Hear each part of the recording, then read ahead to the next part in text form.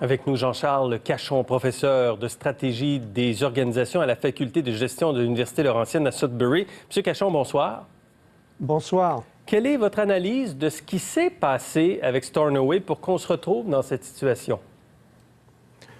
Bien, je pense qu'il y a deux facteurs qui jouent en défaveur de l'entreprise. Le premier, évidemment, c'est que c'est une mine qui a été inaugurée en 2017, qui a coûté au-dessus de 700 millions.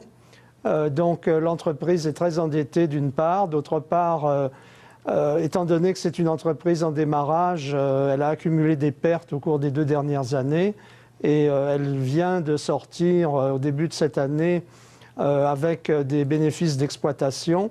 Mais étant donné les lourdes dettes à rembourser, évidemment, il y a encore des pertes nettes. La deuxième chose, c'est que la conjoncture pour les diamants canadiens n'est pas bonne dans le sens où les entreprises canadiennes produisent des petits diamants qui se vendent à des prix relativement bas. D'une part parce que la demande mondiale est plus faible que d'habitude, en partie parce que l'économie indienne, notamment la roupie indienne, est en baisse par rapport aux autres monnaies. Donc les acheteurs indiens, qui représentent un groupe assez important sur le marché mondial, sont moins nombreux et achètent moins de petits diamants. D'autre part, parce que les producteurs canadiens ont du mal à vendre leurs produits comparativement aux producteurs d'autres pays qui souvent produisent en fait des diamants plus gros, donc ont tendance à aller chercher des prix au carat beaucoup plus élevés que les prix obtenus par les producteurs canadiens. Là, maintenant, avec Investissement Québec et Ossisco qui projettent donc, avec d'autres créanciers, mais principalement Investissement Québec et Ossisco, de gérer cette entreprise-là à partir de maintenant, est-ce qu'on va restructurer Stornoway? Est-ce que Stornoway va se retrouver dans une bien meilleure position? Eh bien, je pense que d'une part, bien sûr, le fait de recapitaliser éventuellement l'entreprise va lui permettre de faire face à ses obligations financières du point de vue de la dette. Par contre, le marché, peut-être que si cette firme peut modifier ses manières de faire pour peut-être sortir ou rechercher un plus grand nombre de gros diamants par rapport aux petits modèles qu'on était en train de produire jusqu'à maintenant. Oui. Donc si on arrive à identifier des plus gros diamants qui pourront aller chercher des valeurs au carat plus élevées, ce qui est le cas des mines notamment situées au Botswana, à ce moment-là, on pourra faire une meilleure concurrence aux sociétés minières africaines en particulier et russes également. Donc, est-ce que jusqu'à un certain point, est-ce que vous nous dites que ce marché-là, des petits diamants, n'est pas aussi attrayant qu'on voudrait qu'il le soit? Tout à fait. Il y a cet élément-là. Deuxièmement, il faut dire que l'industrie canadienne du diamant est une industrie jeune. Il y a certaines entreprises qui sont présentes au Canada qui sont là surtout pour diversifier leurs sources d'approvisionnement parce que justement elles se trouvent très dépendantes des mines africaines et donc elles cherchent à avoir d'autres sources de produits.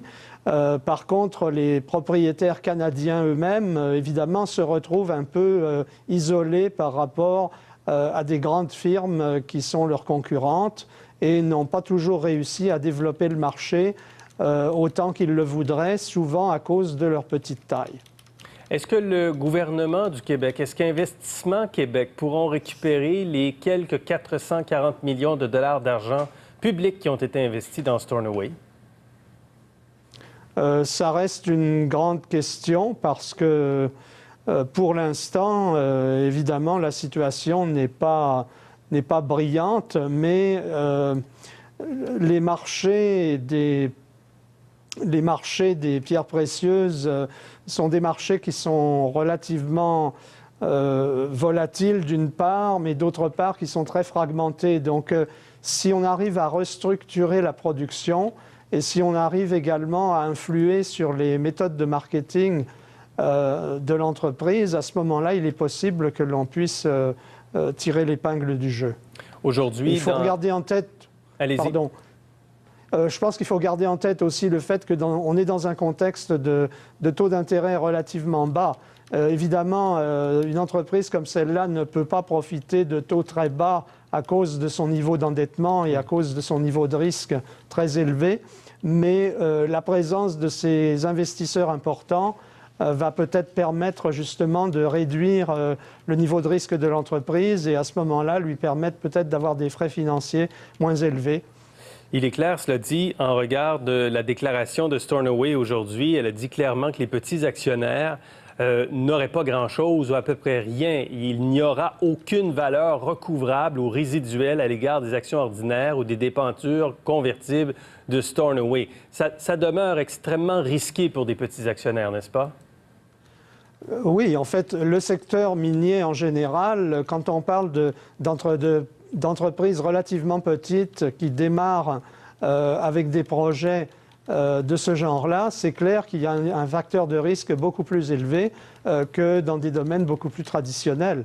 Donc, effectivement, et d'autre part, l'action Stornoway a été rayée de la bourse de Toronto il y a quelques jours. Donc, évidemment, c'est une situation catastrophique de ce côté-là pour les actionnaires. Il n'y a absolument aucun doute. Monsieur Cachon, merci beaucoup pour cette analyse ce soir. Merci, bonne soirée.